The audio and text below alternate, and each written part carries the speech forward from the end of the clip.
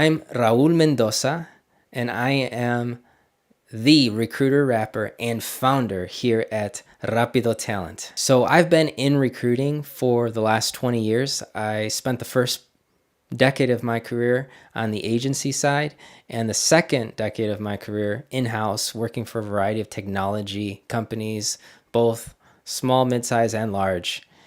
So here's the story. I live in Kenosha, Wisconsin, and this would have been 20 years ago now. I was planning on going to college. I was wrapping up high school, and I already had a convenience store job that I'd held for about 3 to 4 years. And I thought to myself, as I was heading towards the end of the school year, I got to get another job. I got to make some more money. I got to take care of bills. I got to make sure I have my financial situation taken care of so I can be an adult and take care of the cost of my schooling and also take care of my life, right? Living expenses, all that good stuff. So had my convenience store job, and I thought, you know what other kind of jobs can I get that would help me and what I'm trying to accomplish here and getting myself financially responsible. So I stepped into a staffing company, a light industrial manufacturing staffing company here in Kenosha. And I thought, you know what? How about doing some temp work for the summer in addition to the work that I was already doing?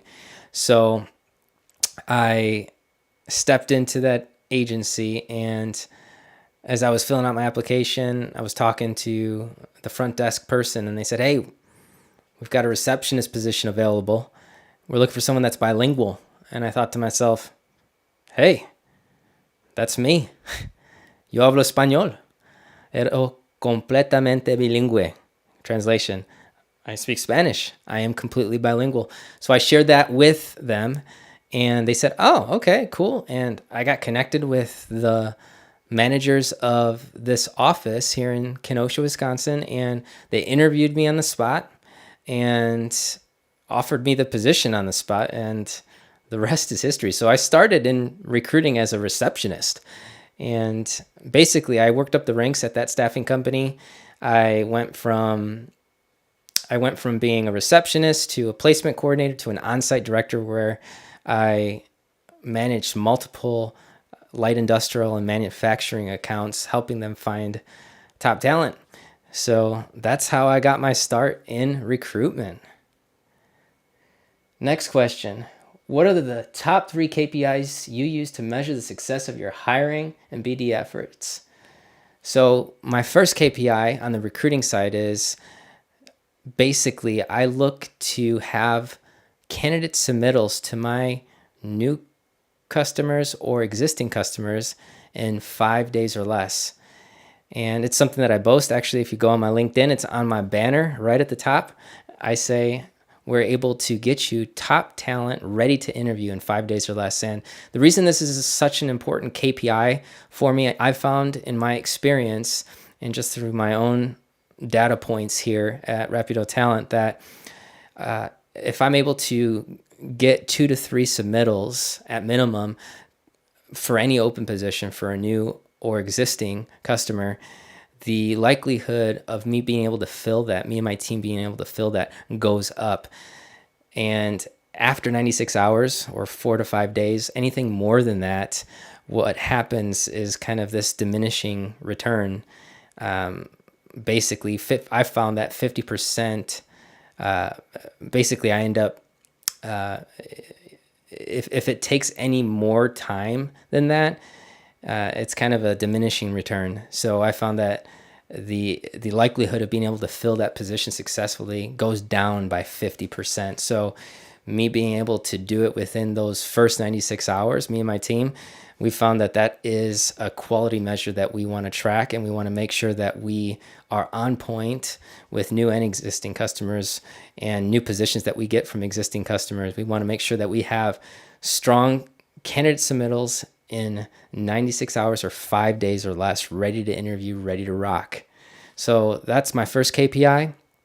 My second KPI that I look to track is I'm looking to connect and have either virtual or in-person connections with or meetings, virtual or in-person meetings with 1 to 2 prospects a week. So there's a lot of activity behind the scenes on what gets me to that number. But that is something that I track on a weekly basis. I do whatever activity is needed on a week-to-week basis to ensure that I have 1 to 2 connections with prospects and basically folks that are, in my target zone in terms of customers, and looking to connect with those types of individuals and organizations on a weekly basis. So that's the second KPI. And the third KPI that I track is number of networking events a month, which I look to target anywhere between 1 to 3 a month. And these are target rich environments for new talent and also for new customers. From a customer acquisition perspective, I've found that networking events are tremendous if they're the right ones, as well as for candidates. So I'm always looking here regionally, locally, nationally at events that I can attend that are target rich environments where I could connect with my next customer or my next candidate. So those are my 3 KPIs. Next question. How do you stay up to date on the latest trends and technologies in the recruiting industry? For me, it's LinkedIn. I leverage LinkedIn significantly, not only from a networking perspective, but also just to stay up on the latest and greatest trends. I follow some key folks in the space in my particular areas of recruitment, as well as in the particular areas where I look to connect with customers. I follow up. I sign up for newsletters. I also sign up for industry articles, and that I can get right into my inbox and stay up to date that way. And usually that is the starting point for me to do any kind of more due diligence or research into what's happening in a particular area with a particular kind of technology, or with a business that maybe is going through some significant transformation. Basically, LinkedIn is kind of that doorway or channel, that first doorway or channel that I step through to get that kind of information and stay up to date.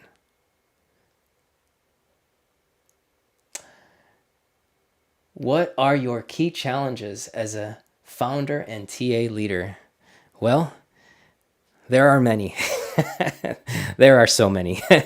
But to answer the question, what are my key challenges? I would say number 1, customer acquisition. That's just ongoing. As a small boutique talent acquisition recruiting firm, we're always selling. We're always reaching out. We're always coming up with strategies to connect and target new prospects and customers and future clients. That's huge. So that's one side of the coin. The other side of the coin is attracting top talent. So it's just as rigorous as trying to target and attract and retain new customers. And especially now, things are moving so quickly. Technology has enabled us to do things that weren't possible before. So we have to stay up on our game. So it's those 2 things are challenging: finding top talent and getting them through a process quickly of consideration, of vetting, getting them through an interview process, and then getting them through to an offer if they are a top talent and a high performer. And doing that with expediency, in rapido speed, as I like to say, and also with quality in mind. That is huge. So customer acquisition and attracting, retaining, and developing top talent, high performers in today's market, with how quickly things are moving and evolving, is an ongoing challenge that requires ongoing strategies and ideas and different ways to kind of solve that problem, right? So yeah, those are my key challenges. But I am up for the challenge. What are the most promising ways that AI is changing the recruiting landscape? Well, let me just say this. I've never had more fun in talent acquisition and recruiting than in my 20 years that I'm having right now. Yes, It's customer acquisition and sales, and getting new clients is difficult. Yes, attracting, retaining, and developing top talent for my current customers and future prospects is challenging. But AI has done so much for the space, from automation to interviewing. It has allowed me to focus on the things that I do best, which is connecting with top talent. Recruiting is all about relationship. It doesn't matter how high tech recruiting gets, it's always going to be about that human connection. AI and new technologies that have come into play here in our space have allowed me to focus on the things that matter most, which is making that connection with top talent and making that significant connection with also future customers. So it allows me to be more present in interviewing. Now I use AI for note taking, so I don't have to worry about taking notes vigorously during an intro call with a future client or future candidate. So I'm able to be more present and focus on building relationship, building rapport, building trust, and really honing in and listening to the pain points for my customers and the dreams of my candidates and what they're looking to get into in terms of satisfying, fulfilling work. So AI has been incredible from a note-taking perspective, from operationalizing a business and taking care of those administrative functions that can suck the life out of our work. Now we don't have to, because we have this amazing suite of technologies that we can tap into and use to allow us to be more strategic and also be more present in solving the problems that our clients and customers have, and really kind of tap into those desires of our candidates and get them that satisfying employment that they're looking for. Hope that answers the question. All right. So what does your tech stack look like, and how is it impacting your speed of hiring? Man, oh man.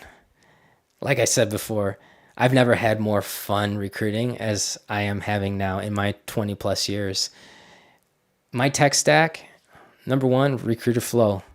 That is my electronic Rolodex. That is my outbound and inbound, my outbound messaging tool, from using campaigns and recipes. Love it. It's incredible. I can create some targeted messaging to specific customers and prospects, or from a candidate perspective, targeted, crafted messaging to target top talent in a particular niche, and set it up, set the parameters, and let it rip. I mean, it's fantastic. It's my ATS, and it's also my CRM in terms of managing relationships with customers all in one. It connects into LinkedIn. It connects into other platforms. Absolutely love it. Game changer. So much fun. That's why I like to flow about it. That's why I rap about Recruiter Flow, because you make my business flow. You know what I mean? The recruiter rapper. Yeah, I might start flowing right now. So Recruiter Flow, number one.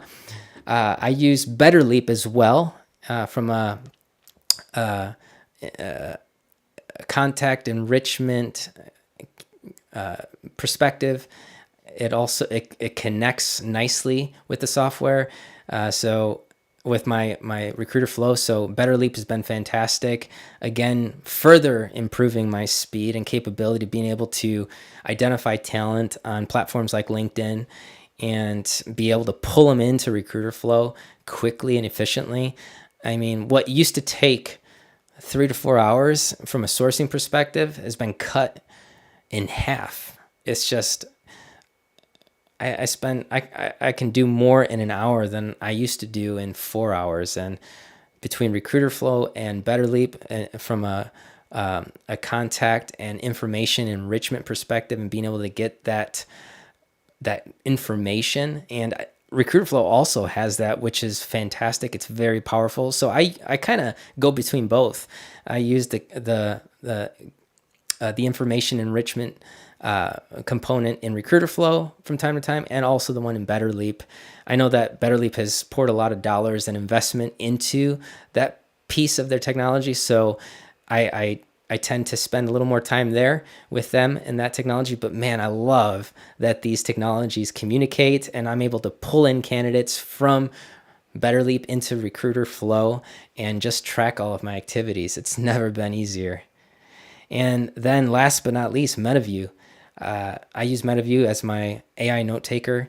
Love it. Again, it connects into BetterLeap.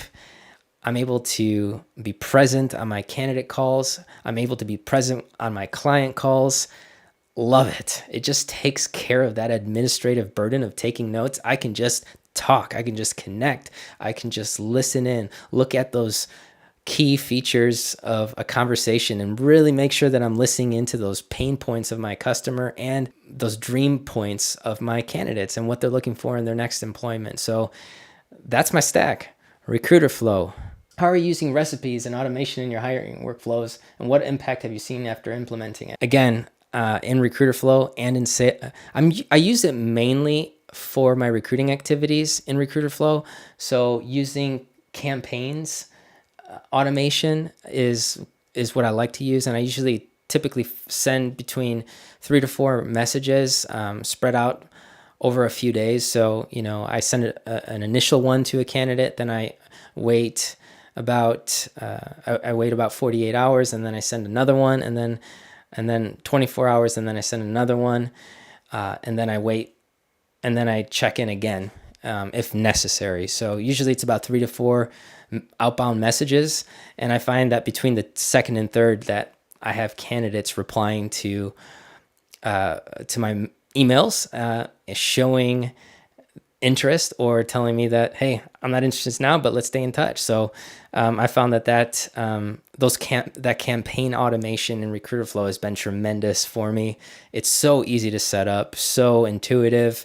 I can create it, I can duplicate it, I can clone it for other searches that I'm using. So I found that feature incredible. Also, the other thing that I just like, and I know that other platforms have this as well, but from a sales perspective, I'm able to set reminders for myself to follow up with customers. So that's been a tremendous tool for me, and with candidates that maybe aren't looking now, but maybe are looking in 6 months' time and want to continue to stay in touch. So those are some of the features that I've been using to kind of stay organized with my communications, but also streamline and automate some of that outbound messaging with recruiters, with some of that outbound messaging with candidates. So there you go. I hope that answers that question. So how do you differentiate your recruiting services from competitors? So the way that I differentiate my services, just to explain what Rapido Talent does, we are an AI-enabled recruitment as a service. And we are an extension of a talent acquisition team typically. And we're not a contingent recruiter, so we're not a fee-oriented type of business where we're collecting fees or finders fees for a particular role. So we work on a monthly basis with clients, and they provide us with a flat fee on a monthly basis to work on unlimited positions. I mean, we've got the capability to work on anywhere from 1 to 10 to really either be that kind of extension of your recruiting team. So, say for instance, you need kind of a recruiter to kind of run a full desk, we can do that for you. So not only can we manage the relationships with the hiring managers, but we can also tap into passive talent in the market and get them on the hook, engage them, attract them, and get them interested in the opportunities that our customers are looking to fill. So basically, to explain again, we are a recruitment as a service company, an AI-enabled recruitment as a service company, And we have 3, 6, and 12-month terms. We can work on anywhere from 1 to unlimited positions. We're an extension of a talent acquisition team. And typically we target those hard to fill positions. Or I have a lot of customers that are very future thinking, and they are looking to diversify their slates of candidates. Maybe they have a lot of good inbound candidates coming through, but the way we can help is we can, tap into that passive talent pool. Whereas most of these talent acquisition functions in-house, they don't have time. They're just dealing with stakeholders, and they're providing customer service and follow-up and kind of that stakeholder management piece. So they don't have time to do passive talent search. We do here at Rapido Talent. So we can be your full cycle recruiter. We can be your sourcing partner, and we can flow between both of those, really working on anywhere from 1 to really unlimited positions. I have a network of recruiting relationships that I've formed over my 20 years in recruitment, where I can tap in, bring in recruiters to work on projects, or engagements is what we call them, and really using our technologies and our proprietary process to get our customers phenomenal results. So that's what we do. We are an AI-enabled recruitment as a service, and we function on 3, 6, 12-month engagements on anywhere from 1 to unlimited positions, being that extension of your talent acquisition team, or just being a full cycle recruiter focused on that stakeholder management as a part of your team, but also focusing in on that sourcing piece and targeting passive talent that maybe aren't looking, but we get them on the hook and we can get them attracted and connected to the position that our customers looking to fill, our clients looking to fill. So there you go. That's what we do.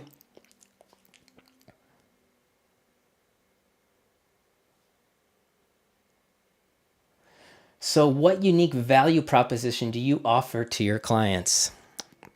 So I think it's not much different than what I've already shared. Again, we are an AI-enabled recruitment as a service. We function on from a pay perspective. Our clients pay us on a monthly basis, a flat fee to work on unlimited positions.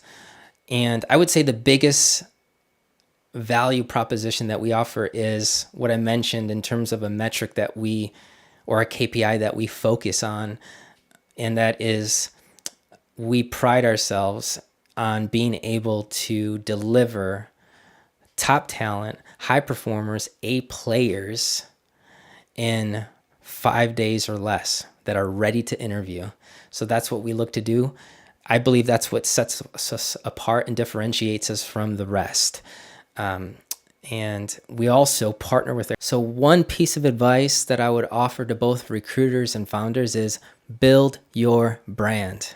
Got to do it. And there's never been more tools at our disposal.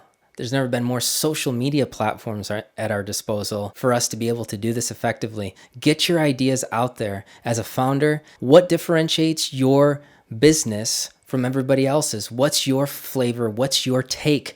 What is an opinion that you have that maybe kind of goes against the grain of what other recruiters or other boutique talent acquisition firms hold?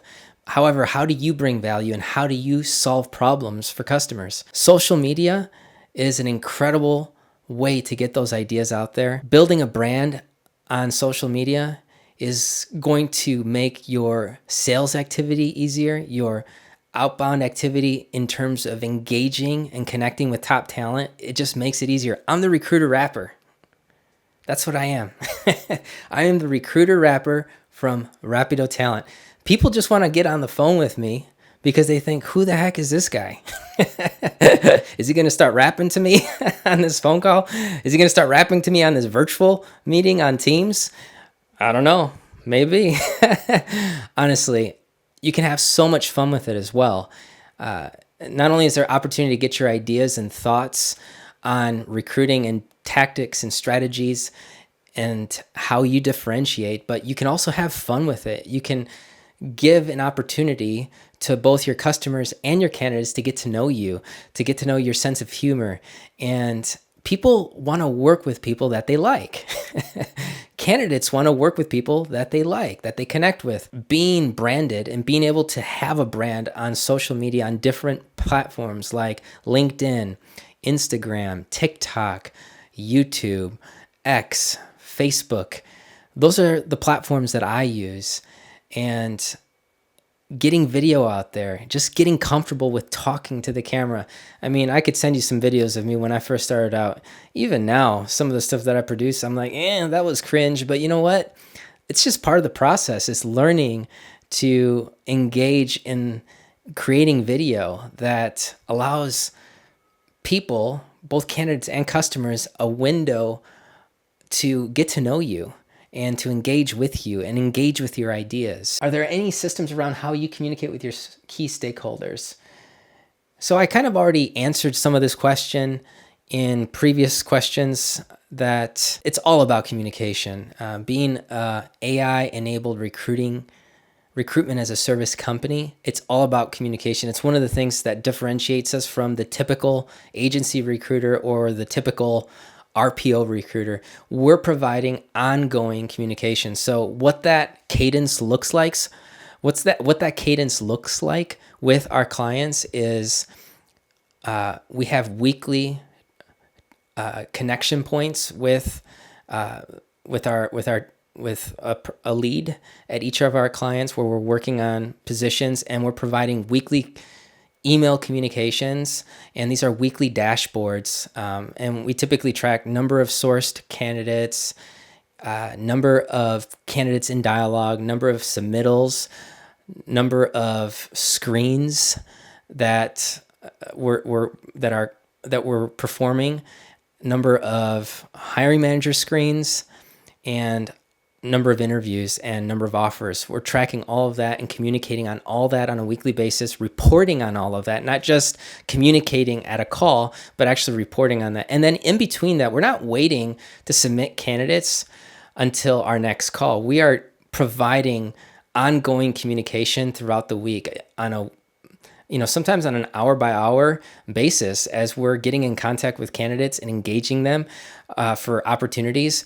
We're submitting those candidates right away. We're providing that communication. We're providing that overview summary of that candidate, and then we go ahead at our checkpoint calls on a weekly basis, and we discuss the activities of the prior week. We discuss the challenges that we faced, and we discuss different solutions that we came up for different problems. But again, we're also having regular, frequent touch points, albeit shorter connecting points during the week. We're having ongoing communication with our customers, and that's what sets us apart. That's how we build partnership, and that's how we build trust. So weekly dashboard communications, weekly checkpoint communications with recruiting leads at our customers. And then we also provide a 4-week reporting overview of our activities. And we kind of look at our activities on a 60-day cycle. So, at 4 weeks, I provide an overview of all of our activities and summarize that. And from there, really have candid conversation with our customer and say, hey, are we meeting your expectations? How do you feel about the activity and the results that we've gotten you? Is there anything that we need to tweak here as we head into the next 30 days?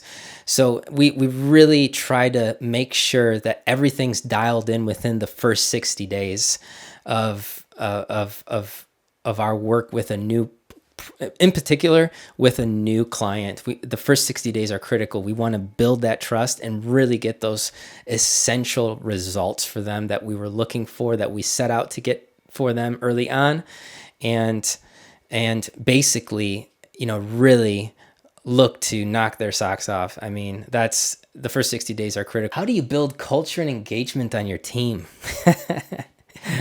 Well, going back to an earlier conversation that we had, or earlier answer, brand, we have fun with brand. If you look at our branding, I am the recruiter rapper. So we just have fun. We encourage people to be themselves. At the moment, I'm I'm I'm the only person in my company. I have recruiters that I can pull in and out to assist with various projects, but I don't have a dedicated team that's with me day in and day out at the moment.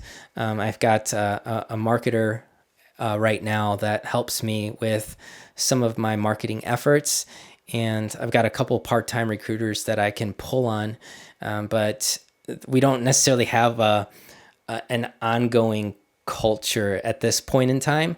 But I am the culture right now. And one of the things that I'm setting the precedent in is I just want people to be themselves. So I want them to have fun with their work. I want them to kind of tap into that thing that they really enjoy and somehow incorporate that thing that maybe isn't necessarily related to recruiting, but how can you incorporate that into your recruiting? I mean, this is the relationship business. Recruiting is all about relationship.